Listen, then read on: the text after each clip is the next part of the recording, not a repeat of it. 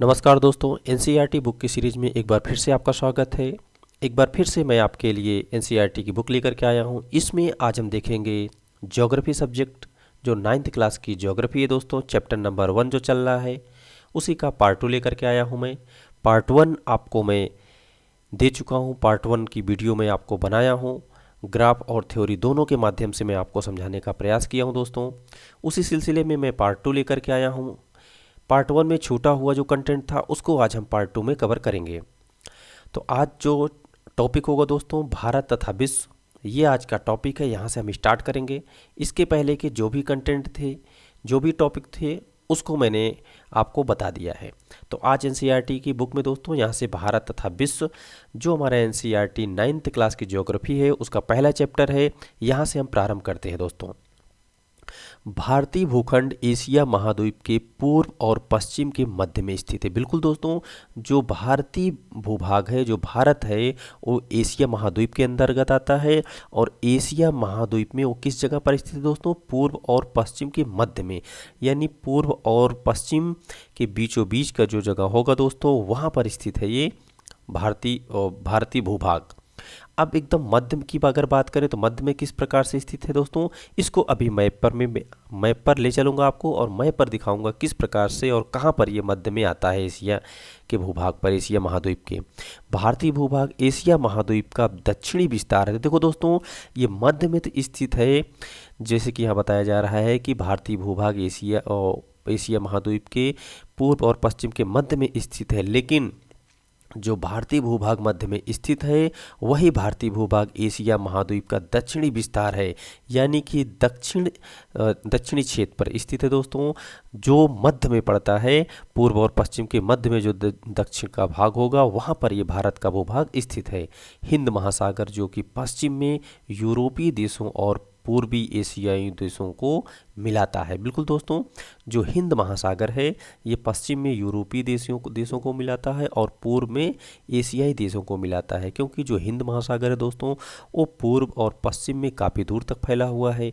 और हिंद महासागर के पश्चिम में यूरोपीय देश हैं दोस्तों, और पूर्व में एशिया के बहुत सारे देश हैं, जिसको ये जोड़ता है। भारत को केंद्रीय स्थिति भी प्रदान करता है, क्योंकि पूर्व और पश्चिम के बीच में स्थित भारत देश है हमारा, और उसी को ये केंद्रीय प्रदान करता है। क्योंकि भारत हमारा मध्य में भूमध्य सागर और हिंद महासागर के मध्य में लगभग स्थित। दोस्तों, जब आप मैप देखोगे उसमें आपको अच्छे से समझ में आएगा कि किस प्रकार से हिंद महासागर भारत को केंद्रीय स्थिति प्रदान करता है।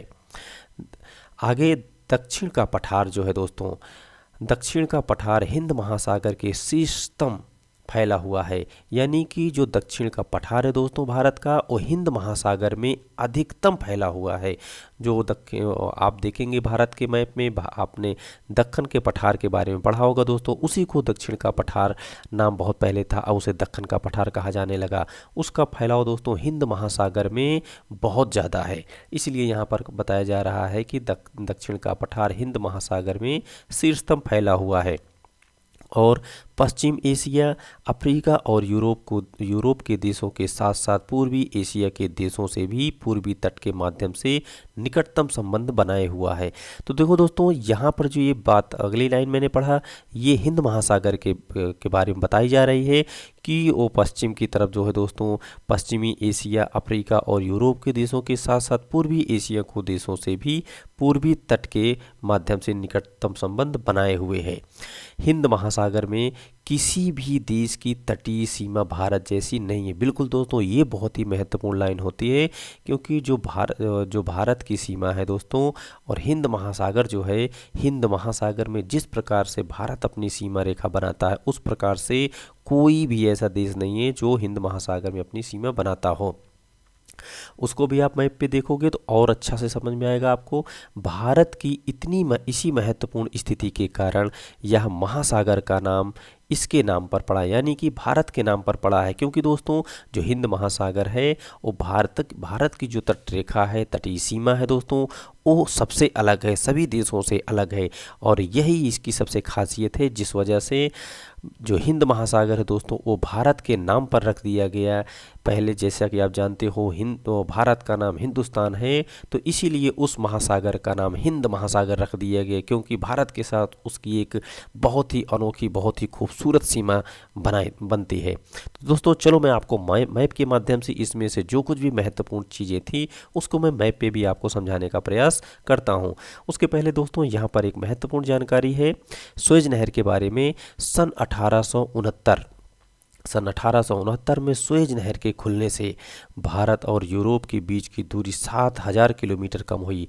तो देखो दोस्तों, जब सुएज नहर नहीं हुआ करती थी 1869 के पहले, तब भारत को जो है, भारत से जो नाविक जाते थे या जो नाव का रास्ता था दोस्तों, वो केप आप बुढ़ोप होते हुए जो आप दक्षिण अफ्रीका के पास से गुजरते हुए बहुत एक लंबी दूरी तय करते हुए जाते थे, जिसमें बहुत अधिक समय लगता था।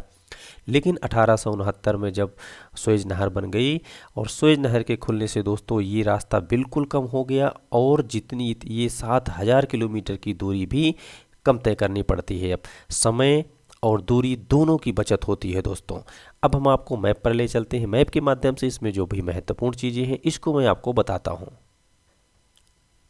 आप दोस्तों इस ग्लोब को देख रहे हैं, जो विश्व मैप है। विश्व मैप में आप यहाँ पे एशिया देख रहे हैं दोस्तों। एशिया में ये भारत है जो पीले रंग का दिखाई दे रहा है। अब दोस्तों जैसा कि अभी आपने पढ़ा था थ्योरी पार्ट में कि एशिया में भारत जो है पूर्व और पश्चिम के मध्य में स्थित है। बिल्कुल दोस्तों, अगर आप देखो ये पूर्व का क्षेत्र है, पश्चिम का क्षेत्र है, और ये दोस्तों पूर्व का क्षेत्र है। आप देखेंगे तो पूर्व और पश्चिम के मध्य में भारत स्थित है। लेकिन दोस्तों ये भारत की स्थिति किस जगह पर? एशिया महाद्वीप के दक्षिण में है। एशिया महाद्वीप के दक्षिण में, पूर्व और पश्चिम के मध्य में स्थित है।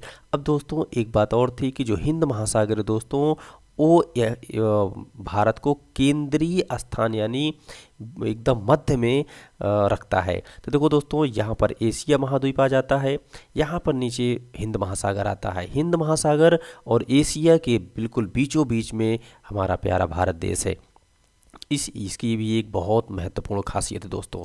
अगला टॉपिक क्या था दोस्तों? महत्वपूर्ण जो था कि हिंद महासागर के साथ भारत की जो तटरेखा है दोस्तों सभी देशों से अलग है। तो आप देखो दोस्तों, यहाँ से गुजरात के क्षेत्र से अगर आप देखें तो कुछ इस तरीके से देखो दोस्तों, जैसे वी लिखते हो आप, अंग्रेजी का वी फॉर वैन, कुछ उस प्रकार से सीमा रेखा बनती है। और इस तरीके से सीमा रेखा और कोई देश नहीं बनाता हिंद महासागर के साथ। तो इसलिए इतना महत्वपूर्ण हो जाता है कि इसी वजह से इस महासागर का नाम भारत देश के नाम पर पड़ गया दोस्तों। और यह एक ही ऐसा महासागर है जो किसी देश के नाम पर रखा गया है, हिंद महासागर, जो भारत देश के नाम पर इस महासागर का नाम रखा गया है। और दोस्तों इसमें एक महत्वपूर्ण चीज़ और थी कि सुएज नहर जो 1869 में बनाई गई थी, उसके बाद 7000 किलोमीटर की दूरी जो होती थी कम पड़ गई। पहले जब सुएज नहर नहीं हुआ करती थी दोस्तों, भारत से यूरोप तक जाने का रास्ता जो है दोस्तों कुछ इस प्रकार से हुआ करता था। यहाँ से चलते हुए, यहाँ से केप ऑफ गुड होप होते हुए दोस्तों कुछ इस प्रकार से इतनी लंबी दूरी तय करनी पड़ती थी।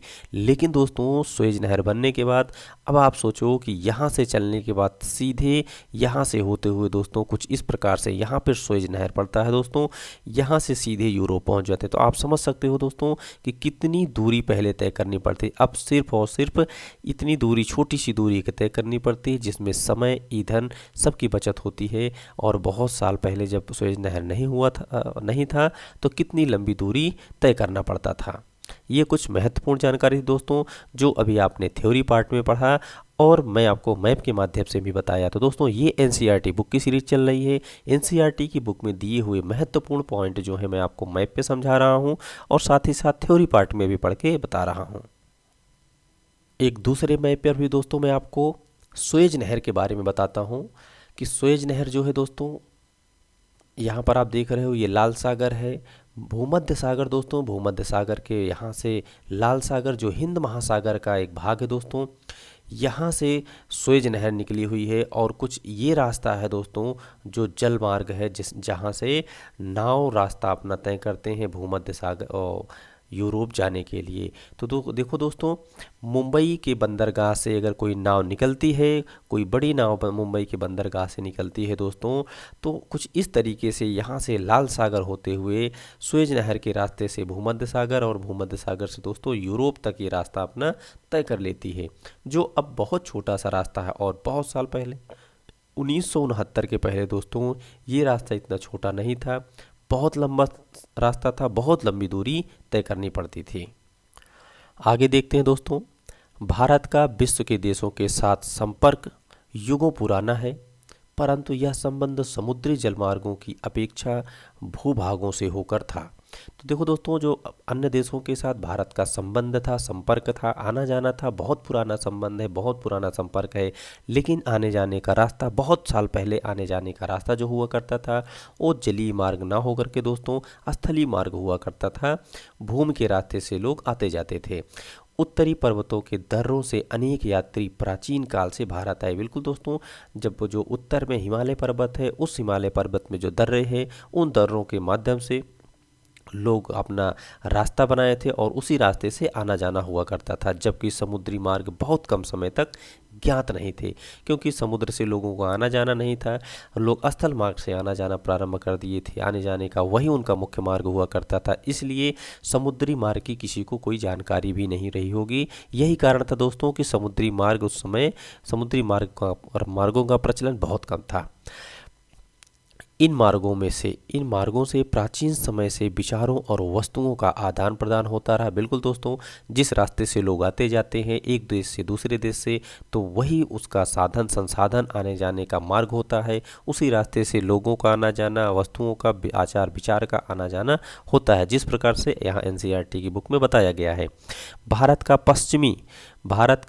पश्चिम, मध्य और पूर्व एशिया तथा दक्षिण एशिया के पड़ोसी देशों के साथ एक अद्भुत संपर्क रहा। बिल्कुल दोस्तों, क्योंकि यही भारत के पड़ोसी देश होते हैं और इनके साथ भारत का अद्भुत संबंध रहा है। इसी प्रकार उपनिषदों के विचार, रामायण और तथा पंचतंत्र की कहानियाँ, भारतीय अंक एवं दशमलव प्रणाली आदि संसार के विभिन्न भागों तक पहुँच सके। तो देखो दोस्तों, ये महत्वपूर्ण है कि जो इसी प्रकार से ये जो रास्ते थे, उन्हीं रास्तों के माध्यम से उपनिषदों के विचार, रामायण तथा पंचतंत्र की कहानियाँ, भारतीय अंक एवं दशमलव प्रणाली जो है संसार के विभिन्न क्षेत्रों में, अन्य भागों में इन्हीं रास्तों के माध्यम से पहुंच सके। मसाले, मलमल आदि कपड़े तथा व्यापार के अन्य सामान भारत के विभिन्न देशों को ले जाए जाते थे। तो देखो दोस्तों, ये जो मसाले के बारे में यहाँ पे आपने देखा, मसाले और मलमल के कपड़े ये भारत में बहुत प्राचीन काल से हो रहे दोस्तों, और इनका भी व्यापार यहाँ से होता था। तो यही रास्ते थे, यही और मार्ग रहा होगा जिस मार्ग से जो है इनका व्यापार होता रहा होगा। इसके विपरीत यूनानी स्थापत्य कला और पश्चिमी एशिया का वास्तुकला के प्रतीक मीनारों तथा गुंबदों का प्रभाव हमारे देश के विभिन्न भागों में देखा गया। तो देखो दोस्तों, कुछ चीज़ हमारे देशों से दूसरे देशों में पहुंचाया गया और कुछ चीज़ें दूसरे के देशों से अपना करके हमारे देशों में लाया गया है। तो यहाँ पर ये सभी जानकारी जो है हमें प्राप्त होती है। आगे देखते हैं, यहाँ पर एक पॉइंट आता है दोस्तों, एक महत्वपूर्ण हेडिंग है भारत के पड़ोसी देश, जो एनसीईआरटी की बुक ज्योग्राफी सब्जेक्ट में 9th क्लास की बुक में है दोस्तों। पड़ोसी देश के बारे में यहाँ पर भी देखते हैं क्या महत्वपूर्ण जानकारी दी गई है। भारत का दक्षिण एशिया में एक महत्वपूर्ण स्थान है। बिल्कुल दोस्तों, जो भारत है वो दक्षिण एशिया में एक महत्वपूर्ण स्थान रखता है, क्योंकि दक्षिण एशिया में भारत का नाम आता है। इसमें कई सारे देश हैं, लेकिन भारत एक महत्वपूर्ण स्थान रखता है। भारत में 28 राज्य हैं और 9 केंद्र शासित क्षेत्र हैं दोस्तों। ये एनसीईआरटी की बुक दोस्तों 2020-21 की है और 2020-21 की बुक में 28 राज्य और 9 केंद्र शासित राज्यों की चर्चा की गई है, जो एनसीईआरटी की बुक में आप देख रहे हो दोस्तों। यहाँ पर बताया भी गया है कि आप चित्र 1.5 में देखो, उन सभी राज्यों की चर्चा यहाँ पर की गई है। आगे देखते हैं भारत की भूमि की सीमाएं। जो भारत की भूमि की सीमाएं हैं दोस्तों, भारत की भूमि की सीमाएं उत्तर पश्चिम में पाकिस्तान। तो देखो दोस्तों, उत्तर और पश्चिम में पाकिस्तान और अफगानिस्तान के साथ, यानी उत्तर पश्चिम में दो महत्वपूर्ण देश आते हैं। एक तो पाकिस्तान आता है दोस्तों और दूसरा अफगानिस्तान आता है, दो जो उत्तर पश्चिम के साथ भारत के साथ लगा हुआ है। और उत्तर में चीन है, जो तिब्बत के भी नाम से जाना जाता है दोस्तों, और नेपाल, साथ ही में भूटान भी है, और साथ पूर्व में म्यांमार और बांग्लादेश है दोस्तों। देखो यहाँ पर तीन क्षेत्र दिशाओं की बात हो रही दोस्तों, उत्तर और पश्चिम की बात हो रही है, फिर उत्तर की बात हुई, फिर पूर्व की बात हुई दोस्तों। तो यहाँ पर पाकिस्तान और बांग्लादेश उत्तर पश्चिम में भारत के साथ सीमा बनाते हैं, उत्तर में चीन अपनी सीमा बनाता है भारत के साथ, और पूर्व में नेपाल है सॉरी दोस्तों, पूर्व में जो है म्यांमार और बांग्लादेश सीमा बना रहे हैं। यहाँ पर एक महत्वपूर्ण जानकारी ये भी निकल के आती है दोस्तों कि सन 1947 से पूर्व, यानी कि जब भारत आज़ाद नहीं हुआ था उसके पहले भारत में दो प्रकार के राज्य थे। एक प्रांत हुआ करता था और दूसरा रियासत हुआ करती थी। तो प्रांत और रियासत क्या थे दोस्तों, इसके बारे में यहाँ आगे बताया गया है। वायसराय जो हुआ करते थे, वायसराय द्वारा नियुक्त अंग्रेज अधिकारी जो होते थे वो प्रांतों पर शासन करते थे, यानी जो अंग्रेज के द्वारा जिसकी नियुक्ति की जाती थी वो शासन कहाँ करते थे दोस्तों, वो प्रांत पर शासन करते थे, उनका प्रांत पर अधिकार हुआ करता था। और जो रियासतें होती थी वो रियासतों का शासन स्थानीय शासकों द्वारा पैतृक के आधार पर अंग्रेजी शासकों की प्रभुसत्ता मानकर स्वायत्तता से किया जाता था। यानी जो रियासतें होती थी, जो बड़े बड़े राजा महाराजा हुआ करते थे, राजा उनको वो क्षेत्र जो अंग्रेज हुआ करते थे वो उनको क्षेत्र दे दिया करते थे और उस क्षेत्र का वो देख रेख किया करते थे। और ये वंशज के हिसाब से चलती थी, एक के बाद दूसरे पीढ़ी, दूसरी के बाद तीसरी पीढ़ी, कुछ इस प्रकार से चलती रहती थी दोस्तों। आगे देखते हैं।